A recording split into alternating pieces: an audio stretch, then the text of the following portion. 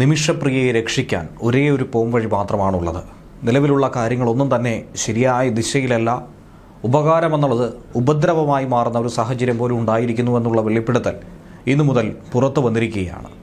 Yemen സർക്കാരിന് പോലും ഇടപെടാൻ കഴിയാത്ത ഒരു വിഷയം, അതിലുണ്ടാകുന്ന ഒരു സാഹചര്യം, അത് മറികടന്നുകൊണ്ട് നിലവിൽ മുന്നോട്ട് നീങ്ങിയാൽ നിമിഷപ്രിയയെ മോചിപ്പിക്കാൻ സാധിക്കുമെന്നാണ് ഇപ്പോൾ മനസ്സിലാക്കാനായി സാധിക്കുന്നത്. പക്ഷേ കഴിഞ്ഞ ദിവസമുണ്ടായ ചില അവകാശവാദങ്ങൾ ഇതുവരെ ഉണ്ടാക്കിയ പുരോഗതിയെ ഒക്കെ തന്നെ ഒരൊറ്റ ദിവസം കൊണ്ട് തകിടം മറിച്ച് കഴിഞ്ഞിരിക്കുന്നുവെന്നാണ് നിമിഷപ്രിയയുടെ മോചനവുമായി ബന്ധപ്പെട്ട് പ്രവർത്തിക്കുന്ന സാമൂഹ്യ പ്രവർത്തകൻ സാമുവൽ ജെറോം അടക്കം പറയുന്നത്.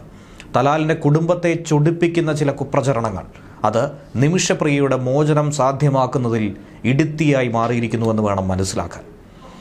നിമിഷപ്രിയയ്ക്ക് വധശിക്ഷ നൽകണമെന്ന തീരുമാനത്തിൽ ഉറച്ചു നിൽക്കുന്നുവെന്നാണ് യമനിൽ കൊല്ലപ്പെട്ട തലാലിൻ്റെ സഹോദരൻ അബ്ദുൽ ഫത്ത മെഹ്ദി വ്യക്തമാക്കിയിരിക്കുന്നത്. നിലവിൽ ഇന്നായിരുന്നു വധശിക്ഷ നടപ്പിലാക്കേണ്ടത്, അത് താൽക്കാലികമായി ഒന്ന് നീട്ടിവെച്ചിരിക്കുന്നു എന്ന് മാത്രമാണ്. എന്നാൽ മകളുടെ മോചന കാര്യത്തിലുള്ള ആശങ്ക ഇതിന് പിന്നാലെ നിമിഷപ്രിയയുടെ അമ്മ പ്രേമകുമാരി പങ്കുവെക്കുന്നുണ്ട്. കാന്തപുരം AP അബൂബക്കർ മുസ്ലിയാരുടെയും വിദേശകാര്യ മന്ത്രാലയം, governor Rajendra Vishwanath Arlekar, save Nimishapriya international action council എന്നിവരുടെ സംയുക്ത ഇടപെടൽ മൂലം തന്നെയാണ് ഇങ്ങനെ ഒരു നടപടി ഉണ്ടായിരിക്കുന്നത്. ഇനി നിമിഷപ്രിയയെ രക്ഷിക്കണമെങ്കിൽ ആകെ ഒരൊറ്റ മാർഗം മാത്രമാണുള്ളത്. അത് ദയാധനം കൊടുത്ത് ഈ കേസിൽ നിന്നും ഒഴിവാക്കുക എന്നുള്ളതാണ്.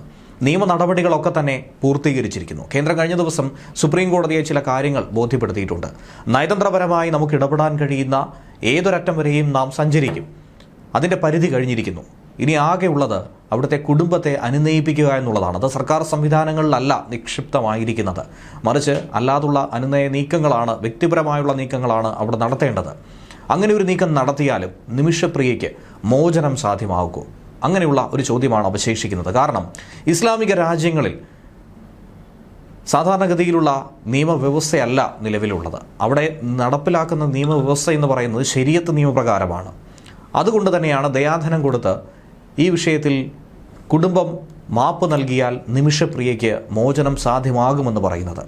എന്നാൽ ദയാധനം കൊടുത്താൽ പോലും നിമിഷപ്രിയയ്ക്ക് ജയിലിൽ നിന്നും പുറത്തിറങ്ങാൻ കഴിയില്ല എന്നുള്ള ഒരു വാർത്ത കൂടി ഈ ഘട്ടത്തിൽ പുറത്തു വരികയാണ്. അതിനുള്ള കാരണം കൂടി വ്യക്തമാക്കാം. അതിനു മുൻപ് ശരീഅത്തിനെ കുറിച്ചുള്ള കുറച്ച് വശം കൂടി മനസ്സിലാക്കേണ്ടതുണ്ട്. എങ്ങനെയാണത് പ്രവർത്തിക്കുന്നത്, എന്തുകൊണ്ടാണത് നടപ്പിലാക്കുന്നത് എന്നുള്ളത്. ശരിയായ പാത എന്നുള്ള ഒരർത്ഥമാണ് ശരീഅത്തിലൂടെ, അറബി വാക്കിലൂടെ മനസ്സിലാക്കേണ്ടത്. ദൈവത്തിൻ്റെ നേരിട്ടുള്ള വചനമായി കണക്കാക്കുന്ന ഇസ്ലാമിക വിശുദ്ധ ഗ്രന്ഥമായിട്ടുള്ള ഖുറാനിലാണ് ഇതുമായി ബന്ധപ്പെട്ട ചില കാര്യങ്ങൾ ചൂണ്ടിക്കാണിക്കുന്നത്. അങ്ങനെ അതിൽ നിന്നും പ്രവാചകൻ മുഹമ്മദ് നബിയുടെ വാക്കുകളെയും അദ്ദേഹത്തിൻ്റെ പ്രവൃത്തികളെയും ഒക്കെ പ്രതിനിധീകരിക്കുന്ന ഹദീസുകൾ, അതിൽ നിന്നും ഉരുത്തിരിഞ്ഞതാണ് ശരീഅത്തിൽ ഉൾക്കൊള്ളുന്ന നിയമവും തത്വവും. അതനുസരിച്ചുകൊണ്ടാണ് മുസ്ലിം സമുദായത്തിലുള്ളവർ അവരുടെ വ്യക്തിജീവിതത്തിലായിരുന്നാലും സാമൂഹിക ജീവിതത്തിലായിരുന്നാലും ഒക്കെ അത് പാലിച്ചു പോകുന്നത്. എങ്ങനെ അവർ മുന്നോട്ട് പെരുമാറണമെന്നും കച്ചവട മനോഭാവത്തിൽ ഏതൊക്കെ നീതി പുലർത്തണമെന്നും വ്യക്തിജീവിതത്തിൽ എങ്ങനെ ആയിരിക്കണം പെരുമാറേണ്ടത്, സാമൂഹിക ജീവികളോട് എങ്ങനെ പെരുമാറണമെന്നും ദൈവകാര്യങ്ങളിൽ എങ്ങനെ ആയിരിക്കണം ആകർഷകരാകേണ്ടത്, ഇങ്ങനെയുള്ള നിരവധി കാര്യങ്ങൾ ഇതിൽ പറയുന്നുണ്ട്. ഈ ശരീഅത്ത് നിയമത്തിനകത്ത് തന്നെയാണ് ഈ വധശിക്ഷയെക്കുറിച്ചുള്ള ചില സൂചനകളും പറഞ്ഞിരിക്കുന്നത്. ഇസ്ലാമിക നിയമത്തിൻ്റെ ഒരു പര്യായമല്ല ഇതെങ്കിൽ പോലും ഇത് ആധാരമാക്കി തന്നെയാണ് ഇസ്ലാമിക നിയമങ്ങൾ ഉരുത്തിരിഞ്ഞിട്ടുള്ളത്. താലിബാനിലടക്കം അഫ്ഗാനിസ്ഥാനിലൊക്കെ അവർ നടപ്പിലാക്കുന്ന ശിക്ഷാരീതികളും വിധികളുമൊക്കെ നേരത്തെ വാർത്തകളിലൂടെയും മാധ്യമങ്ങളിലൂടെയും നമ്മളേവരും കണ്ടിട്ടുള്ളതാണ്. അതുകൊണ്ട് തന്നെ ശരീഅത്ത് നിയമം എന്ന് പറയുന്നത് തികച്ചും വ്യത്യസ്തമായിട്ടുള്ള ഒന്ന് തന്നെയാണ്. അതിലാണ് ഖിസാസ് എന്ന് പറയുന്നത്. കണ്ണിന് കണ്ണ് എന്ന തത്വത്തെ അടിസ്ഥാനമാക്കിയാണ് ശരീഅത്തിൽ പ്രതികാര നടപടി എന്ന രീതിയിൽ ഖിസാസ് നടപ്പിലാക്കുന്നത്. ഒരാളെ കൊലപ്പെടുത്തിയോ തിരിച്ച് പ്രതിയെ കൊലപ്പെടുത്തുക, ഇത്രമാത്രം, വളരെ ലഘൂകരിച്ച് പറയുകയാണെങ്കിൽ. അതുകൊണ്ട് തന്നെ കൊലപാതകം നടക്കുന്ന സാഹചര്യത്തിൽ ഇരയുടെ ബന്ധുക്കൾക്ക് കുറ്റവാളിക്ക് വധശിക്ഷ കൊടുക്കണമെന്ന് ശരീഅത്ത് നിയമം അനുസരിച്ച് പറയാം. അത് കോടതി ശരിവെച്ചാൽ ഉറപ്പായും വധശിക്ഷ നടപ്പിലാക്കും. ഇനി അതല്ല, അത് ഒഴിവാക്കണമെങ്കിൽ മറ്റൊരു മാർഗമുള്ളത് ദിയ നൽകുക എന്നുള്ളതാണ്. ദിയ എന്ന് പറഞ്ഞാൽ നഷ്ടപരിഹാരം. അതിനുള്ള അവസരം ശരീഅത്തിൽ പറയുന്നുണ്ട്. ഇരയുടെ ബന്ധുക്കൾക്കാണ് സാധാരണഗതിയിൽ പ്രതിയുടെ ബന്ധുക്കൾ നഷ്ടപരിഹാരം നൽകേണ്ടത്. ഇരയുടെ ബന്ധുക്കൾ ബിസാസിന് തങ്ങളുടെ അവകാശം വേണ്ടെന്ന് വെച്ച് പകരം ദയാധനം ദിയ കൈപ്പറ്റിയ ഉറപ്പായും മോചനം സാധ്യമാകും എന്നുള്ളതാണ്. ഇതിനെയാണ് ബ്ലഡ് മണി എന്ന രീതിയിൽ പറയുന്നത്. പക്ഷേ അതിനുള്ള അവകാശം പൂർണ്ണമായും ഇരയുടെ ബന്ധുക്കളിൽ നിക്ഷിപ്തമായിരിക്കും. സർക്കാരിനോ മറ്റ് സംവിധാനങ്ങൾക്കോ ഒന്നും തന്നെ ഇടപെടാനോ സ്വാധീനം ചെലുത്താനോ കഴിയില്ല. അതുകൊണ്ട് തന്നെ ഇതിൻ്റെ പൂർണ്ണ ഉത്തരവാദിത്തം ഇതിൽ നിന്നും രക്ഷപ്പെടുത്തണമെങ്കിൽ ഒരാൾക്ക് മാത്രമേ സാധിക്കൂ. അത് കൊല്ലപ്പെട്ട തലാലിൻ്റെ കുടുംബാംഗങ്ങൾക്ക് മാത്രമാണ്. ദയാധനം സ്വീകരിച്ചാൽ തന്നെ യമൻ പൗരൻ്റെ കുടുംബം മാപ്പ് കൊടുത്താലേ നിമിഷപ്രിയയ്ക്ക് വധശിക്ഷയിൽ നിന്നും മോചനം ഉണ്ടാകുകയുള്ളൂ. ദയാധനം അവർ സ്വീകരിച്ചു, ബ്ലഡ് മണി സ്വീകരിച്ചു എന്നതുകൊണ്ട് മാത്രം നിമിഷപ്രിയയുടെ ശിക്ഷയിളവ് ഉണ്ടാകില്ല. പകരം അവർ തന്നെ ആവശ്യപ്പെടണം. അങ്ങനെ ഒരു സാധ്യത അവിടെ ഉണ്ടാകണം. എന്നാൽ മാത്രമേ അത് പൂർത്തീകരിക്കുകയുള്ളൂ. എന്നാൽ ആ എമൗണ്ട് എത്ര രൂപയാണ് അത് തീരുമാനിക്കേണ്ടത് കേസിനെ ആസ്പദപ്പെടുത്തിയും ഇരയെ ആശ്രയിച്ചും ഓരോ രാജ്യങ്ങളനുസരിച്ചും സന്ദർഭമനുസരിച്ചുമൊക്കെ തന്നെ മാറിക്കൊണ്ടിരിക്കും.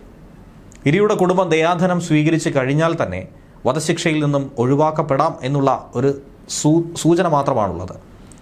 എന്നാൽ അത് വലിയ തോതിൽ ചർച്ചാ വിഷയമാകുന്ന ഒരു സംഭവം കൂടിയാണ്. കോടതി വിധിച്ച ശിക്ഷ അത് ഔദ്യോഗികമായ ശിക്ഷാവിധിയിൽ നിന്നും മാപ്പ് കൊടുക്കാൻ കുടുംബത്തിന് ദയാധനം മാത്രം മതിയോ എന്നുള്ളത്. പ്രതിയെ വധശിക്ഷയിൽ നിന്നും ഒഴിവാക്കാമെങ്കിലും ജയിൽ മോചനത്തിന് ദയാധനം സഹായിക്കില്ല എന്നുള്ളതാണ് വസ്തുത. ശിക്ഷ അനുഭവിച്ചേ മതിയാക്കൂ. വധശിക്ഷ ഒഴിവാക്കാം. ദിയ നൽകിയതിന് ശേഷവും ജയിലിൽ കഴിയുന്ന നിരവധി ആളുകൾ ഇന്നും വിദേശ രാജ്യങ്ങളിലുണ്ട്, പ്രത്യേകിച്ച് അറബ് രാഷ്ട്രങ്ങളിലുണ്ട്. സൗദി ജയിലിൽ കഴിയുന്ന അബ്ദുൾ റഹീമിൻ്റെ മോചനം നമുക്കറിയാവുന്നതാണ്. നമ്മൾ ഏകദേശം 34 കോടി രൂപ സമാഹരിച്ച് അബ്ദുൾ റഹീമിൻ്റെ മോചനത്തിന് വേണ്ടി നാം നൽകുകയുണ്ടായിരുന്നു. 1.5 കോടി റിയാലായിരുന്നു ദയാധനം അവർ സ്വീകരിച്ച് വാദിഭാഗം മാപ്പ് കൊടുത്തത്. അങ്ങനെയായിരുന്നു വധശിക്ഷ ഒഴിവാക്കിയത്. പക്ഷേ 19 വർഷമായി ഇപ്പോഴും ജയിലിൽ കഴിയുകയാണ് റഹീം എന്നുള്ളതും വസ്തുതയാണ്. അന്ന് സൗദി ബാലനായ അനസ് അൽ ഷാഹിരി കൊല്ലപ്പെട്ട കേസിൽ 2006 ഡിസംബർ മാസത്തിലായിരുന്നു അബ്ദുൾ റഹീം ജയിലിലായത്. അറിയാതെ ആണെങ്കിൽ പോലും തൻ്റെ ഭാഗത്തു നിന്നുണ്ടായ പിഴവ് എന്ന രീതിയിലാണ് അബ്ദുൾ റഹീമിന് വധശിക്ഷ വിധിച്ചത്. എന്നാൽ പിന്നീട് മാപ്പ് കിട്ടുകയും ജയിൽ മോചിതനാകാനുള്ള അവസരം ലഭിക്കുകയും ചെയ്തു എന്നുള്ള വിവരമടക്കമാണ് ഇപ്പോൾ പുറത്തു വരുന്നത്. ചില സാങ്കേതിക തടസ്സങ്ങളാണ് മുന്നോട്ട് പോയിക്കൊണ്ടിരിക്കുന്നത്. ലോകത്തുള്ള ഏകദേശം 50ഓളം മുസ്ലിം ഭൂരിപക്ഷ രാഷ്ട്രങ്ങൾ തങ്ങളുടെ നിയമവ്യവസ്ഥയിൽ ശരീഅത്ത് കൂടി കൂട്ടിപ്പിണഞ്ഞ് തന്നെയാണ് നിയമം ഉൾപ്പെടുത്തിയിരിക്കുന്നത്, നിയമവശങ്ങൾ നടപ്പിലാക്കുന്നത്. മതേതര നിയമവ്യവസ്ഥ ഉണ്ടെങ്കിൽ പോലും ശരീഅത്തിനെ കൂടി അടിസ്ഥാനമാക്കി തന്നെ ആയിരിക്കും കുടുംബ നിയമങ്ങളും വ്യക്തി നിയമങ്ങളും ഒക്കെ തന്നെ നിലനിൽക്കുന്നത്. ഓരോ രാജ്യത്തിനും വ്യത്യസ്തമായ നിയമതത്വങ്ങൾ ഉണ്ടായിരിക്കും. കുറ്റകൃത്യങ്ങൾക്കുള്ള ശിക്ഷയടക്കം വളരെ വ്യത്യസ്തമായിരിക്കും. അങ്ങനെയുള്ള ചില വസ്തുതകളാണ് നിമിഷപ്രിയയുടെ കാര്യത്തിലും ഇപ്പോൾ വലിയ വിഷയമായി നിൽക്കുന്നത്. ഏറെ മനപ്രയാസം നേരിടുന്ന ചില കാര്യങ്ങൾ ഈ ഘട്ടത്തിൽ തന്നെ പുറത്തു വരുന്നുവെന്നും തൻ്റെ മകളെ ഈ യമൻ രാജ്യത്ത് നശിപ്പിച്ച് കളയുന്നത് കാണേണ്ടി വരുമോ എന്ന വിഷമത്തിലാണ് താൻ ഇവിടെ ഇരിക്കുന്നതെന്നാണ് നിമിഷപ്രിയയുടെ അമ്മ ഈ സംഭവവികാസങ്ങൾക്കൊക്കെ പിന്നാലെ പ്രതികരിച്ചിരിക്കുന്നത്. എല്ലാം തകർത്ത് കളയുന്ന ചില വാർത്തകൾ വരുന്നു. ഞാൻ കാല് പിടിക്കുന്നു, അവൾ എങ്ങനെയെങ്കിലും നമ്മുടെ കൈകളിലേക്ക് വരുമോ? എൻ്റെ മകനാണ് തലാലെങ്കിൽ ഞാൻ എന്തുമാത്രം വേദനിക്കും. അതേ വേദനയിലൂടെയാണ് ഞാൻ കടന്നു പോകുന്നത്. എല്ലാ മക്കളോടും സ്നേഹത്തോടെ അപേക്ഷിക്കുന്നു, ആ വീട്ടിലേക്ക് ഉപദ്രവകരമായിട്ടുള്ള ഒരു വിവരങ്ങളോ വാർത്തയോ പങ്കുവെക്കരുത് ദയവ് ചെയ്ത്. അങ്ങനെയുള്ള വാർത്തകൾ വന്നു കഴിഞ്ഞാൽ അവരുടെ മനസ്സു മാറാൻ, അവരെ ചൊടിപ്പിക്കാനുള്ളൊരു കാരണമായി അത് മാറും. അത്തരത്തിലുള്ള ചില സാഹചര്യങ്ങൾ ഇപ്പോൾ ഉരുത്തിരിഞ്ഞ് വരുന്നുണ്ട്. എൻ്റെ മകളെയും കൊണ്ടേ നാട്ടിലേക്ക് വരൂ എന്ന് പറഞ്ഞ് ഞാനിവിടെ നിൽക്കുകയാണ്. സാമുൽ എനിക്ക് വേണ്ടി എല്ലാ സൗകര്യങ്ങളും ഏർപ്പാടാക്കിയാണ് നാട്ടിലേക്ക് പോയത്. നിമിഷയുമായി ഓൺലൈനിലോ ഫോണിലോ സംസാരിക്കാൻ കഴിയില്ല. അവളിടയ്ക്ക് മെസ്സേജ് എഴുതിയിടും, അമ്മ എന്താണ് വിശേഷം, സാർ എന്തു പറഞ്ഞു. ഇതായിരുന്നു മെസ്സേജ്. 2017 മുതൽ ഇന്നേ വരെ ദൈവം അവളെ പോറലില്ലാതെ കാത്തു. തലാലിൻ്റെ വീട്ടുകാരുടെ സ്നേഹം തന്നെ ആയിരുന്നു അത്. തലാലിന് പറ്റിയത് എൻ്റെ മകന് പറ്റിയതുപോലെയാണ് ഞാനിപ്പോൾ ചിന്തിക്കുന്നത്. അവരോട് കാല് പിടിച്ച് മാപ്പ് ചോദിക്കുന്നു. എനിക്കവിടെ നേരിട്ട് ചെല്ലാൻ കഴിയില്ല. അവരുടെ വിഷമം തുടക്കം മുതൽ അറിയാം. തലാൽ എൻ്റെ മകനാണ്, അവന് വേണ്ടി ജീവൻ അർപ്പിക്കാൻ പോലും താൻ തയ്യാറാണ്. എന്നെ നാട്ടിൽ കൊണ്ടുപോകാൻ സാർ ഒരുങ്ങിയിരുന്നു, പക്ഷേ ഞാൻ പോയില്ല. ആ മകൻ്റെ ആത്മാവിന് ശാന്തി കിട്ടാൻ ഞാൻ പ്രാർത്ഥിക്കുന്നു എന്നും. കണ്ണീരോടെ യമനിൽ വെച്ച് പ്രേമകുമാരിയുടെ വാക്കുകളായിരുന്നു ഇത്. തൻ്റെ മകളെ ഏത് വിധേനയും രക്ഷപ്പെടുത്തണമെന്ന ആവശ്യമാണ് അവർ പങ്കുവയ്ക്കുന്നത്. വിഷയത്തിൽ സർക്കാരും എംബസിയും ഒക്കെ വളരെ നല്ല രീതിയിൽ ഇടപെടൽ നടത്തിയിട്ടുണ്ടെന്നും പ്രേമകുമാരി പറയുന്നു. വിചാരിക്കുന്നതിലും അപ്പുറത്തുള്ള കാര്യങ്ങൾ അവർ ചെയ്യുന്നുണ്ട്. പക്ഷേ ഇന്നലെ വൈകിട്ടത്തെ ചാനൽ ചർച്ചയിൽ പറഞ്ഞത് തനിക്ക് വലിയ വിഷമമായ ഒരു സംഭവമാണ്. മലയാളി നേഴ്സ് നിമിഷപ്രിയയുടെ കാര്യം എന്തായി എന്ന് എഴുതി വരെ ചോദിച്ചിരുന്ന ആളായിരുന്നു ഉമ്മൻചാണ്ടി സാർ. ഇപ്പോൾ ഇവിടെ സമാധാനം നഷ്ടപ്പെട്ടു പോകുന്നെന്നാണ് പ്രേമകുമാരി പറയുന്നത്. കൊല്ലപ്പെട്ട തലാലിൻ്റെ കുടുംബത്തെ സമീപിച്ച് മാപ്പ് ലഭിക്കുന്നത് സംബന്ധിച്ചാണ് ഇതുവരെ ചർച്ച നടന്നിട്ടുള്ളത്. പക്ഷേ കഴിഞ്ഞ ദിവസത്തെ അവകാശവാദങ്ങൾ ഇതുവരെ ഉണ്ടായ പുരോഗതിയൊക്കെ തന്നെ തകിടം മറിച്ചെന്നാണ് നിമിഷപ്രിയയുടെ അഭിഭാഷകനും സമുൽ ജെറോം പ്രതികരിച്ചത്. എന്താണ് ദിയാധനമെന്ന് ജനങ്ങൾ മനസ്സിലാക്കണം. കുടുംബത്തെ സമീപിച്ച് മാപ്പ് ചോദിക്കുന്നത് സംബന്ധിച്ചാണ് ഇപ്പോൾ ഉള്ള ചർച്ച. മാപ്പ് നൽകിയാൽ മാത്രമേ ബ്ലഡ് മണിയിലേക്കുള്ള ചർച്ചകളിലേക്ക് കടക്കാൻ കഴിയൂ. അത് സംബന്ധിച്ച് കേവലം ഒരു പണമിടപാട് ചർച്ചയല്ല. 2017 മുതൽ ആ കുടുംബവുമായി ബന്ധമുണ്ട്. പതിയെ പതിയെ ആ ബന്ധം ഉണ്ടാക്കിയെടുത്തതാണ്. യമനികൾ ഒരിക്കലും പണം വാങ്ങി മാപ്പ് കൊടുക്കില്ല. ഇന്നലെ വന്ന അവകാശവാദങ്ങളും വാർത്തകളും സാഹചര്യം കൂടുതൽ വഷളാക്കി. അതുവരെ മാധ്യമങ്ങളുടെ മുന്നിലേക്ക് ഞാൻ പോയിട്ടില്ല. 2017 മുതൽ മാധ്യമങ്ങൾക്ക് മുന്നിൽ വരികയോ ഒന്നും പറഞ്ഞിട്ടോ ഒന്നുമില്ല.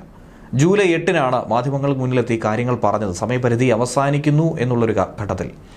ഒന്നും ആ കുടുംബത്തിൻ്റെ വികാരത്തെ ബാധിക്കരുത് ദയവ് ചെയ്ത്. അവർ ബഹുമാനം അർഹിക്കുന്ന ഒരു കുടുംബമാണ്. അവർ നല്ല കുടുംബമാണ്. എന്തുകൊണ്ടാണ് ജനങ്ങൾ വെറുതെ വ്യാജ വിവരങ്ങൾ പ്രചരിപ്പിക്കുന്നതെന്ന് അറിയില്ല. നിമിഷയുടെ ജീവൻ രക്ഷിക്കലാണോ ഇത്തരം അവകാശവാദങ്ങളാണോ ഏറ്റവും പ്രധാനം? ചിന്തിക്കണം. ഇതുവരെയുള്ള എല്ലാ പുരോഗതിയും ഒറ്റ ദിവസം കൊണ്ട് പിന്നിലേക്ക് പോയി.